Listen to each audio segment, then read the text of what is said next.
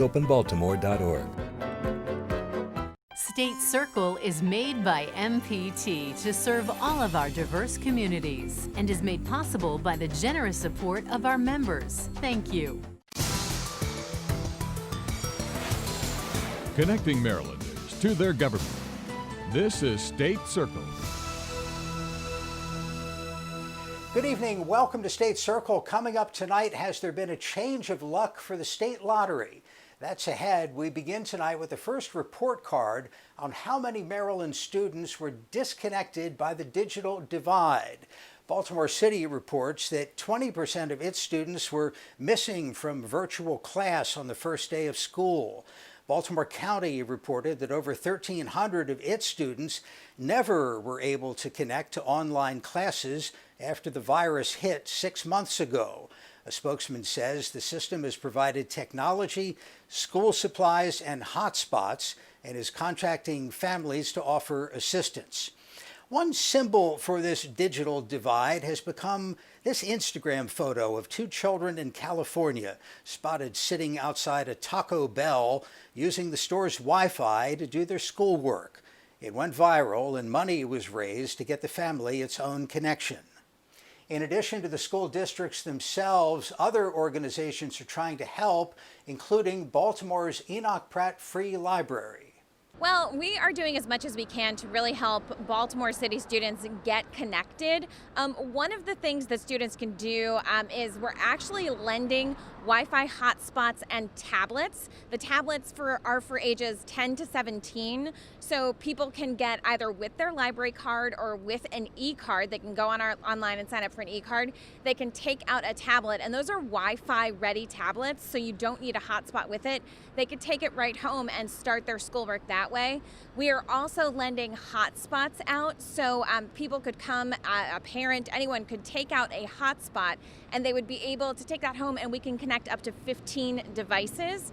One of the things that we found is that households that have a number of kids, maybe they have internet, but they can't actually connect, 3 or 4 kids to schoolwork at the same time. So those hotspots are really helping out in that way. Your branch locations can't be open at this point, but does their Wi-Fi go outside of the building? Yes, we have 8 locations that we have something called drive-in Wi-Fi. So if you go on our website, prattlibrary.org, you will see the list of locations.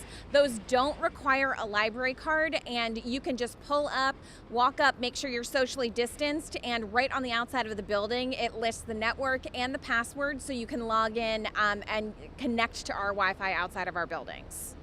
It's a shame you have lots of computers connected to the internet inside the buildings that can't be open at this point. Is that something that's being looked at? It is. That is a big goal of ours, is to be able to open for socially distanced computer appointments at least 14 of our locations. We're working with the city and health officials to figure out how we can do that safely. I will tell you, when you come back inside of our buildings, it will look different, like it looks at some of the stores you're going into now. We have put up plexiglass. The computers are now separated 6 feet apart. We're only going to be able to allow a certain number of people inside of our buildings to allow for social distancing, but we know how important connectivity is. The Enoch Pratt Free Library is one of the top providers of free internet in the entire state of Maryland. So we are working with city and health officials to get people inside of our buildings so they can connect. Megan McCorkle, Marketing Director for the Pratt Library. Now, some public schools and private and parochial schools are holding in-person classes. How are they doing it? Our Nancy Amato reports. I like that we get to be back in school with our friends because I missed them a lot over the summer. Third grader Dominic Garossi is back in class at the Friends Meeting School, a small private school in Iamsville. This year, because of the pandemic, it's a year unlike any other. It is very challenging, but we are very, very happy, very excited to be back on campus. After months of assessing and planning, I became more expert in metrics about community spread than I ever thought I would be. Head of school Christopher Kimberly says the Friends Meeting School chose to allow students who are in kindergarten to 4th grade to return to campus. We set a threshold, and we've been below that threshold, so we feel it's appropriate to bring our youngest students to campus and look forward to bringing our middle school students later in the month. By all accounts, the kids in class have caught on quick to the new rules. Mask on, 6 feet apart, wash your hands. And really, we are really trying our best to instill these good habits in our kids. And we're very proud of our kids. In addition to the frequent hand washing, teachers and staff sanitize desks and wipe down doors and light switches throughout the day. We've had a lot of changes with our water fountains, making that touchless. We've also had a lot of changes with our air control here. They've also added a daily health check screening, and there's even a room to temporarily quarantine kids should they start exhibiting COVID symptoms. Director of Admissions and Outreach Annie Garland says their private school has seen double the amount of interest than years past. The parents told us they were looking for in-person instruction, specifically for lower school, and needing that hands-on social development, that nurturing feel, and that engagement. And rest assured, there are plenty of opportunities to take mask breaks by heading outside where they could still stay distanced on their 54-acre campus. And they are able to socialize. They're able to talk to their friends. They're not on screen. For now, the high school students at Friends Meeting School are learning from home, along with any younger students whose parents aren't ready to send their kids back. The school invested in new technology to be able to simulcast lectures and allow everyone to feel connected. Whenever we are challenged, we need to find a creative way to deal with a situation. I'm Nancy Yamada for State Circle.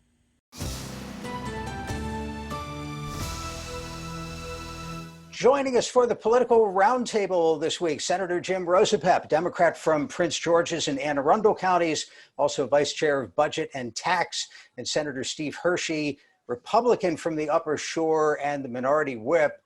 Gentlemen, thanks to both of you for being with us. School in session, I think everywhere around the state at this point. The state constitution guarantees a thorough and efficient system of free public education.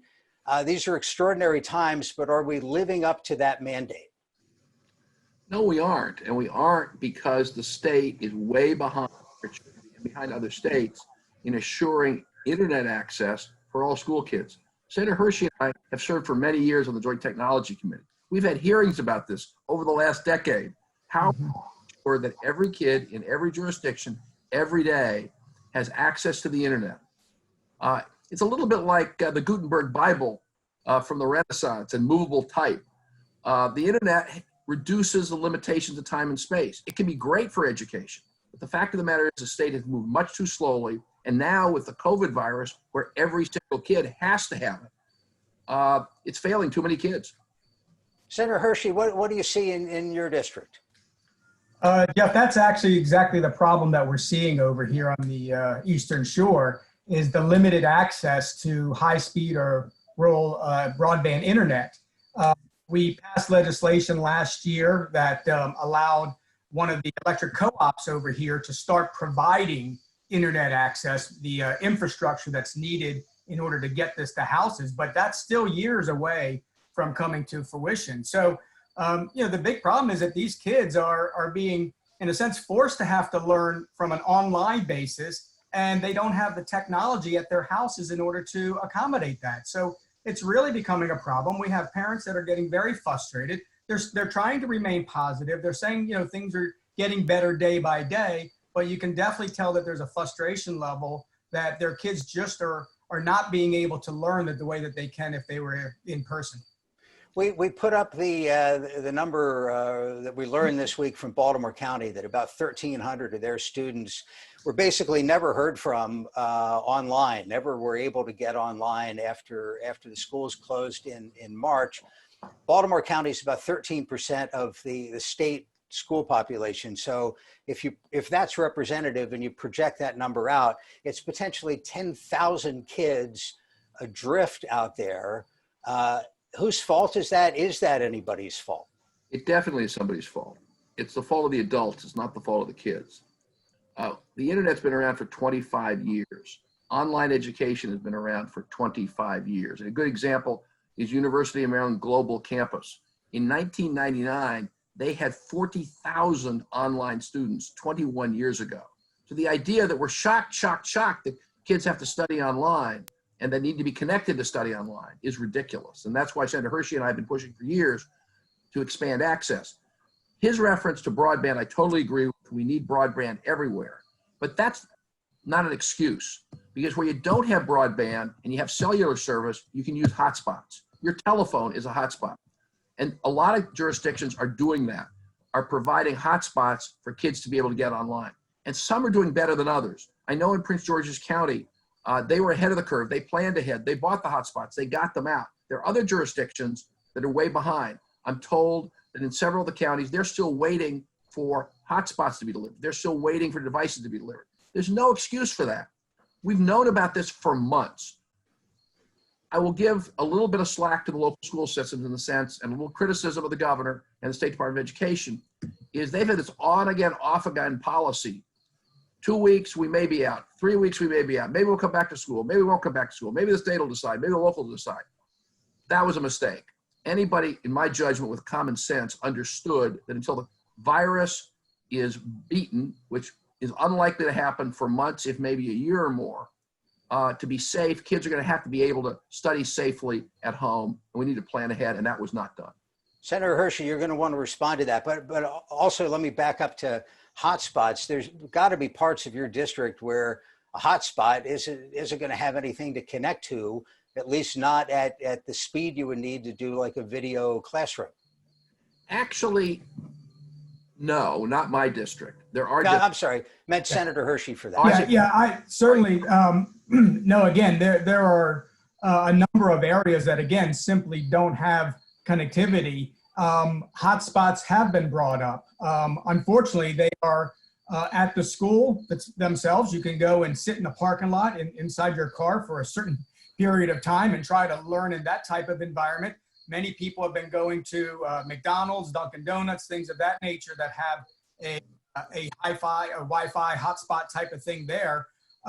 So those things are, kind of options, but they're not conducive to learning. And that's what the big concern is that we're seeing. Also, the fact that in trying to do this online learning, we forget that, many families have multiple kids within different grade levels. And so it's not just one student trying to sit there and learn. You might have 3 or 4, children in your house that might be trying to learn from different types of classrooms. So you need connectivity for all of that as well, too. I want to go back to one of the comments you made about the Baltimore and their students. Recently, again, we've only been in school for this week now. Over the first couple of days, we heard that attendance was at 80%. And that was looked at as a positive.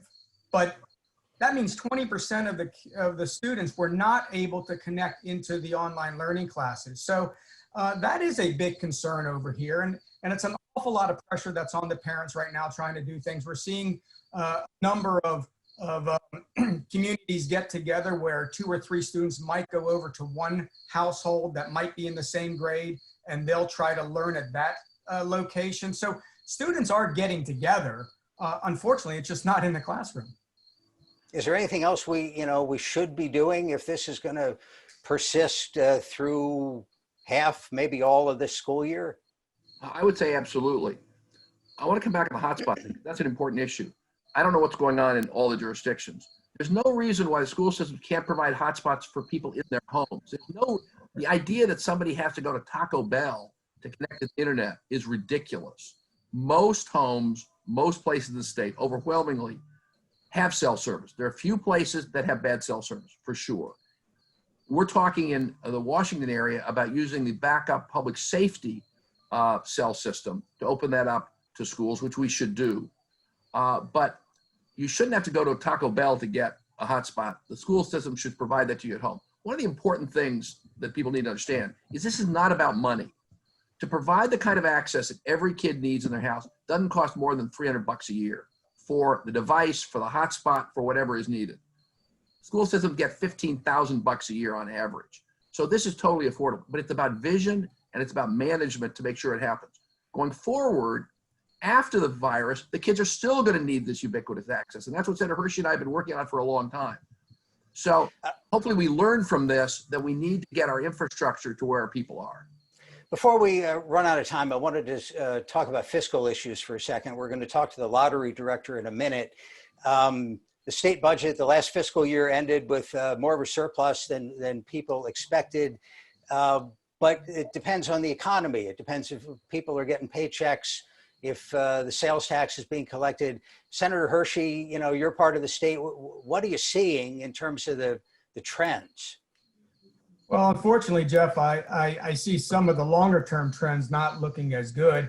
Obviously, a lot of businesses are not operating at their full capacity anymore. Certainly over here on the Eastern Shore, we have a number of businesses that are seasonal, that rely on tourism. And they have kind of found new ways in order to be effective, but they have greatly decreased the amount of staff that they have. So when you start talking about that on how it affects budgets, you're absolutely right. Sales tax has got to be down tremendously. Income tax from individuals has got to be down tremendously. And obviously unemployment is continuing to go up. And that's one of the expenses that businesses have that we're working on right now. We're trying to speak to the governor on, as these new unemployment rates come out, businesses are getting hit with higher rates as a result of having to lay off people at no fault of their own. So we want to see if we can kind of adjust that. And although we have to make sure that the unemployment trust fund is solvent, we have to make sure how we're able to do that, not necessarily on the backs of the businesses that have been harmed throughout this pandemic. And Senator Rosebep, of course, you're vice chair of the Budget Committee. What do you see? It's pretty straightforward. We have a serious budget problem because we have a serious economic problem because we have a serious public health problem. So the health problem is critical to solving the economic problem. But from a shorter term perspective, the reality is unless the federal government comes to its senses and provides the level of support for public services that the federal government did in 2009 under President Obama, and which the U.S. House of Representatives has proposed, they passed legislation in the House which would provide about $10 billion for Maryland to help us deal with our budget problems, to protect the schools, to protect public safety, to protect transportation. We are going to be in a mess. State courts are beginning to process eviction proceedings against renters who've been caught up in the pandemic recession, though there are some government efforts to help. Our Charles Robinson tells us what's at stake. My name is Sugar McMillan, and I created the original dog hug. It's one hook with many lugs. It's so simple. Doggone it, it's easy. McMillan was on his way to fulfilling a dream at the beginning of the year. Investors were interested in his product. He secured a manufacturer in Baltimore, and an investor was prepared to fund production. I love the product. Have you sold any units? Absolutely. Right now, I'm in 17 police academies that train dogs. Okay. Oh, wow, that's great. Then the COVID-19 hit. It was a domino effect. The investor died from the disease. A stipend for a doctoral program he planned to use for rent was held up, and 3 months later, he got an eviction notice. Looming in the background, if you will, is the possibility of you being homeless. Has that messed with your psyche a little bit?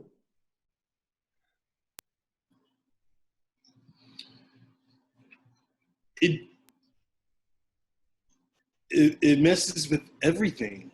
There are many tenants who were not behind on the rent before the pandemic, lost their job, had a loved one who contracted COVID, and so they fell behind on the rent for one reason or the other, and now the landlords have terminated their leases and have filed eviction actions against them, and they are starting to receive notices of court dates to come to court for the eviction. If you are caught in the eviction dilemma, here's some ideas you can use. Contact the Maryland Department of Housing and Community Development to weigh your options. Take eviction notices as serious court actions. Try to negotiate with your landlord partial payment and explain your circumstances. There are an estimated 274,000 families in Maryland who are facing eviction right now and a rent deficiency of $370 million. Governor Hogan, the General Assembly could easily reinstitute the eviction moratorium and provide real rent relief. There is a mortgage relief for landlords at the federal level for federally backed loans. Owners can ask for forbearance during the pandemic.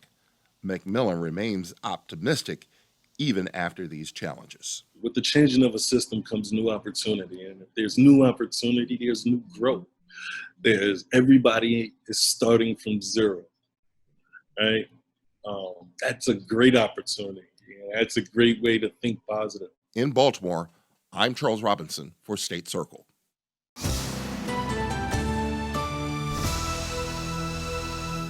Our newsmaker this week is Gordon Medenica, Director of the Maryland Lottery and Gaming Control Agency. Gordon, thank you for being with us. Oh, always a pleasure, Jeff.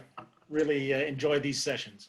Likewise, many people are aware the state fiscal year starts on July 1, runs through June 30. So you have the numbers now for the just ended fiscal year. How did that year end? And obviously that included the period starting in mid-March where commerce basically shut down.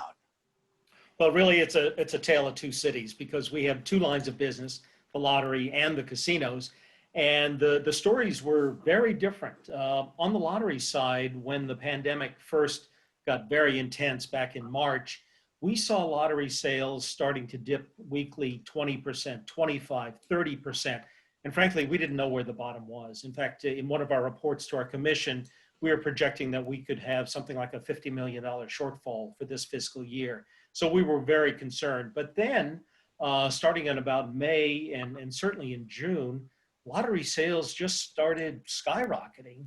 And by the time we got to the end of the fiscal year, we were running, double digits, 20% increases.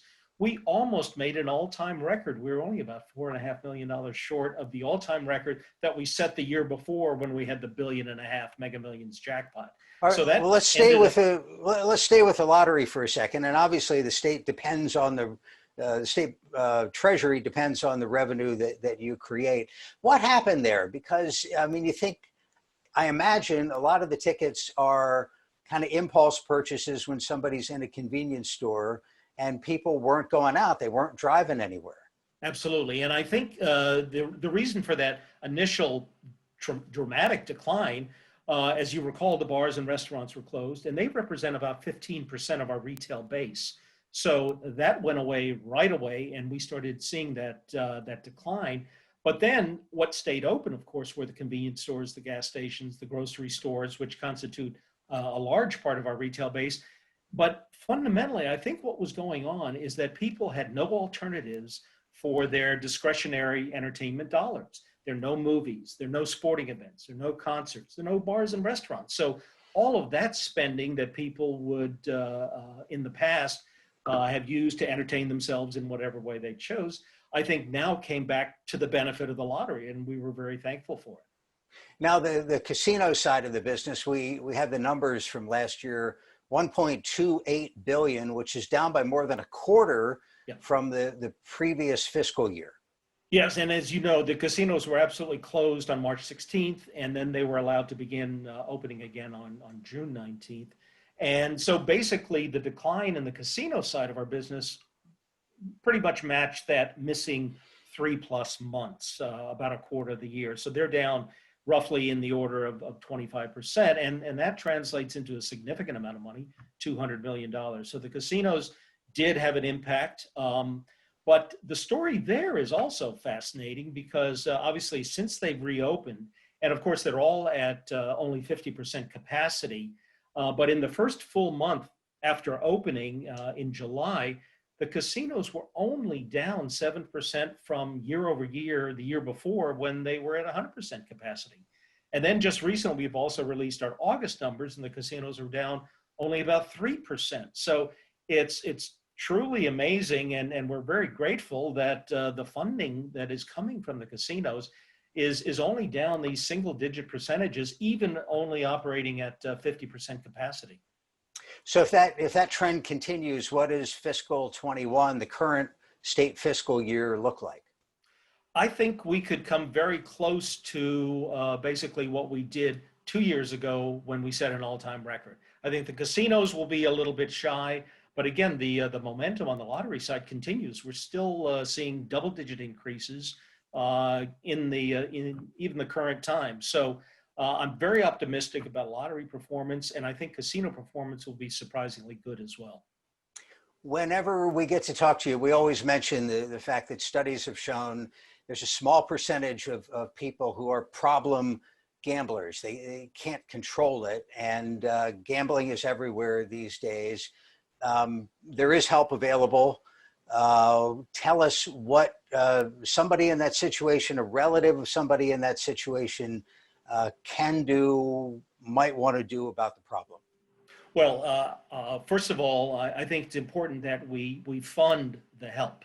And starting about a year and a half ago, we were actually able to offer free counseling for people, where in the past we were only able to refer people to counseling services, and then they had to rely on insurance or their own funding. Now, because of funding level coming from the casinos for responsible gaming has reached the point where we can offer this for free for any Maryland resident. Our thanks to Gordon Medenica. Before we leave you on this September 11th, a look at one of the many remembrances of the lives that were lost in the attacks on New York and Washington 19 years ago.